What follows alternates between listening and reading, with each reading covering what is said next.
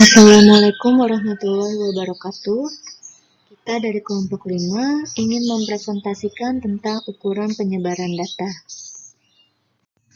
Topik yang akan kita bahas kali ini adalah tentang latar belakang statistika, tujuan penulisan statistika, manfaat statistika, pengertian statistika, pengertian dispersi data, kegunaan ukuran penyebaran data, kemiringan distribusi data, keruncingan distribusi data, analisa kemiringan distribusi data, analisa keruncingan distribusi data, analisa ukuran penyebaran data, cara membaca nilai kurtosis dan skewness, dan uji normalitas skewness dan kurtosis. Yang pertama, latar belakang statistika. Secara etimologis, kata statistik berasal dari kata status dalam bahasa Latin yang mempunyai persamaan arti dengan kata state dalam bahasa Inggris atau kata stat dalam bahasa Belanda dan dalam bahasa Indonesia diterjemahkan menjadi negara. Pada mulanya, kata statistik diartikan sebagai kumpulan bahan keterangan atau data, baik yang berwujud angka maupun yang tidak berwujud angka, yang mempunyai arti penting dan kegunaan yang besar bagi suatu negara. Nah, sebagaimana disebutkan dalam Undang-Undang tentang Statistik, yaitu Undang-Undang Nomor 7 Tahun 1960, kegiatan statistik mencakup 4 hal, yaitu pengumpulan data, penyesuaian data, pengumuman, dan pelaporan data, serta analisis data. Tujuan penulisan statistika yaitu dalam membuat makalah, kita menerapkan ilmu statistik yang kita dapat selama perkuliahan berlangsung, yaitu dari pertemuan 1 hingga pertemuan 6.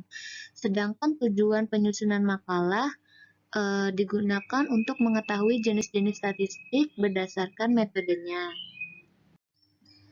Manfaat dalam penulisan makalah ini yaitu semoga penulis berharap agar tulisan ini dapat dimengerti oleh pembaca dan pembaca pun dapat memahami seberapa pentingnya materi ukuran penyebaran data ini.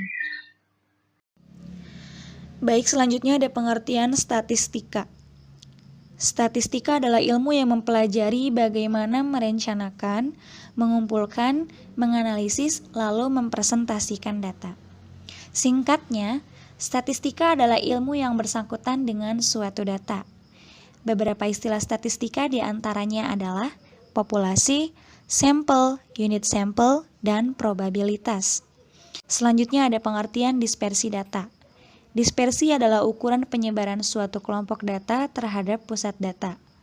Ukuran dispersi yang sering digunakan dalam penelitian ialah jangkauan, simpangan rata-rata, variasi, deviasi baku, simpangan kuartil, koefisien variasi, kemiringan, dan kurtosisa. Selanjutnya ada kegunaan penyebaran data. Dispersi data adalah yang menggambarkan bagaimana suatu kelompok data menyebar terhadap pusatnya data. Dispersi data sangat penting untuk membandingkan penyebaran dua distribusi data atau lebih. Pusat data seperti rata-rata hitung, median, dan modus hanya memberi informasi yang sangat terbatas sehingga tanpa disandingkan dengan dispersi data menjadi kurang bermanfaat dan menganalisa data. Kegunaan penyebaran data diantaranya: 1. Untuk menentukan apakah nilai rata-ratanya representatif atau tidak. Yang kedua, untuk mengadakan perbandingan terhadap variabilitas data. Yang ketiga, dapat membantu penggunaan ukuran statistik. Assalamualaikum warahmatullahi wabarakatuh. Nama saya Rina Puja Lestari dengan NIM 11190358. Di sini saya akan menjelaskan tentang kemiringan dan keruncingan distribusi data. Yang pertama tentang kemiringan distribusi data.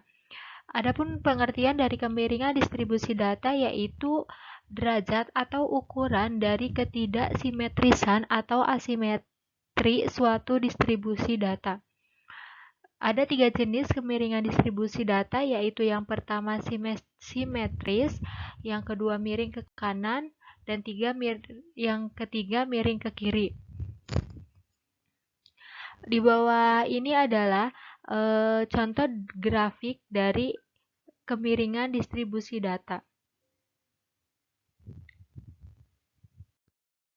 Selanjutnya, adapun rumus untuk menghitung derajat kemiringan distribusi data. Yang pertama ada rumus Pearson.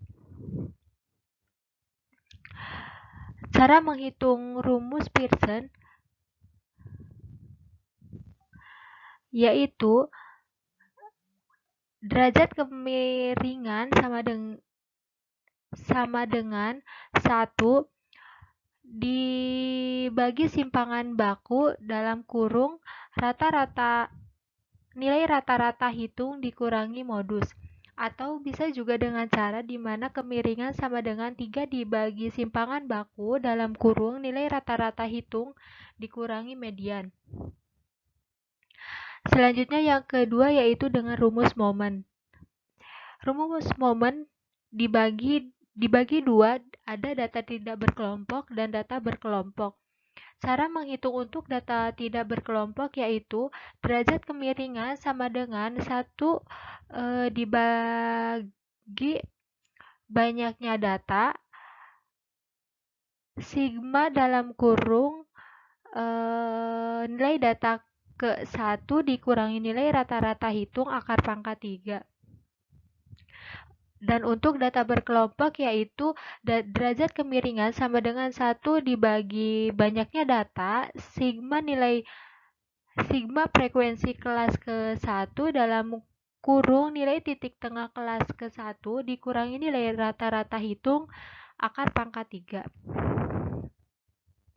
Yang ketiga adalah dengan rumus Pauli.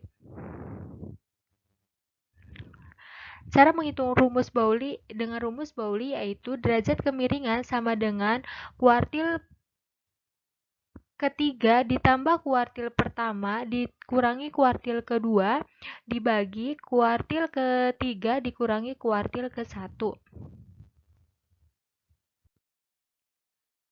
Selanjutnya yaitu tentang keruncingan distribusi data. Pengertian dari keruncingan distribusi data merupakan derajat atau ukuran tinggi rendahnya puncak suatu distribusi data terhadap distribusi normalnya data. Ada 3 jenis derajat keruncingan. Yang pertama ada leptokurtis, yang kedua ada mesokurtis, dan yang ketiga ada platikurtis. Di bawah ini adalah contoh grafik dari derajat keruncingan distribusi data. Selanjutnya, adapun rumus untuk menghitung derajat keruncingan distribusi data. Di sini ada 2 rumus. Yang pertama itu untuk data tidak berkelompok dan kedua untuk data berkelompok.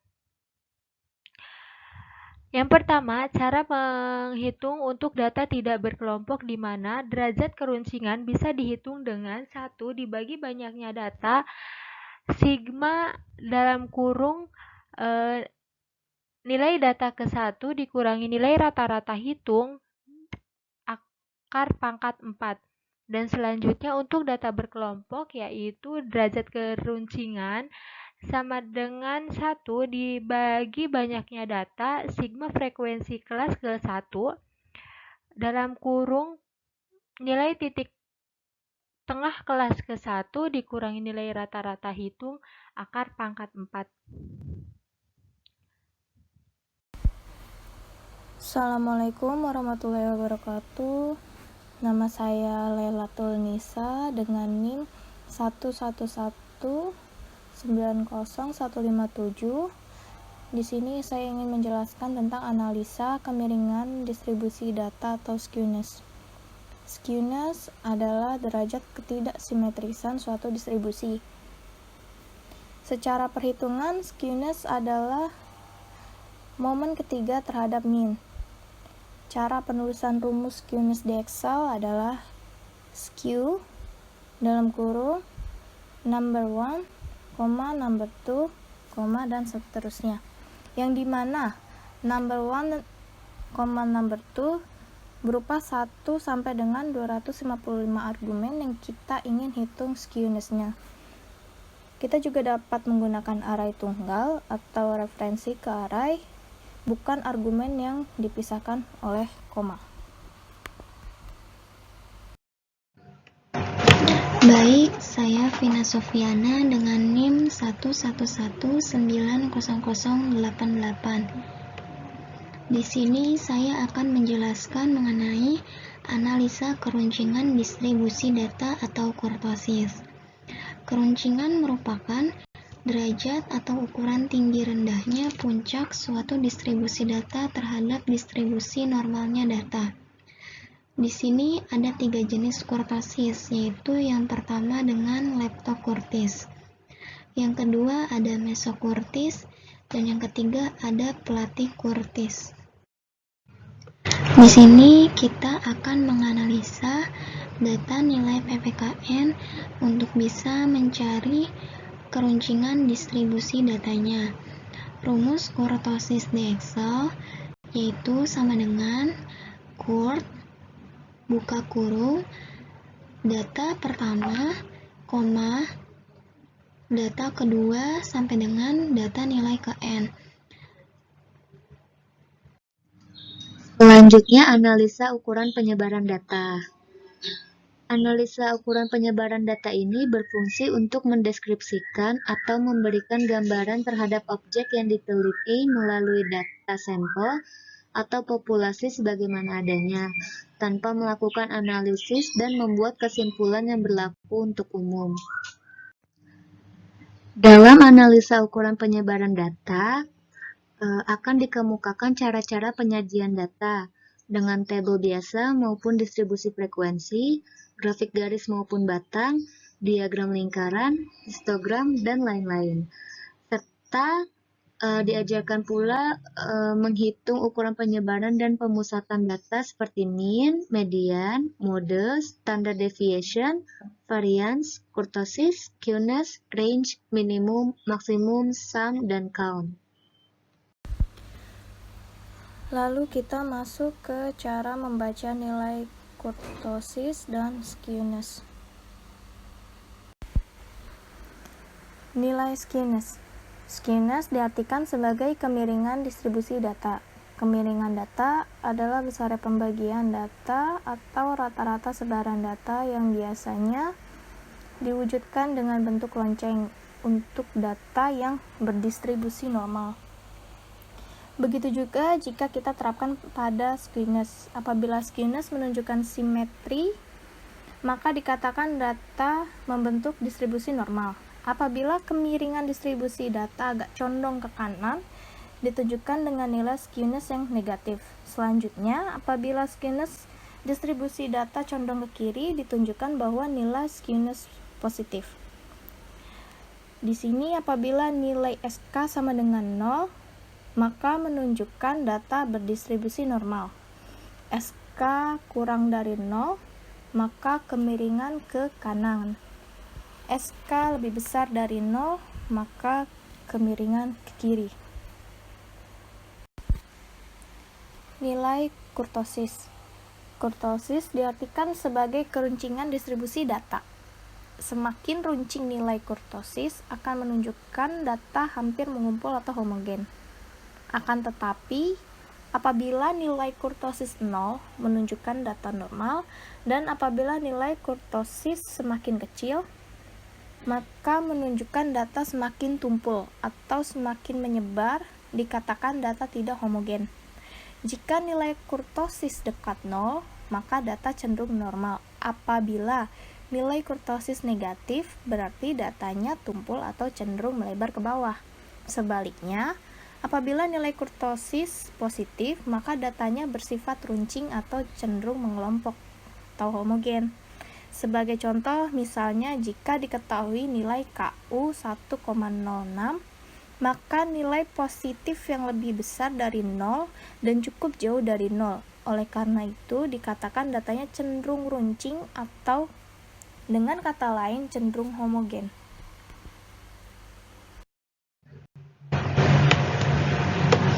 Ya, saya Vina Sofiana akan melanjutkan mengenai uji normalitas, Q-nis, dan kurtosis. Apa yang disebut dengan uji normalitas?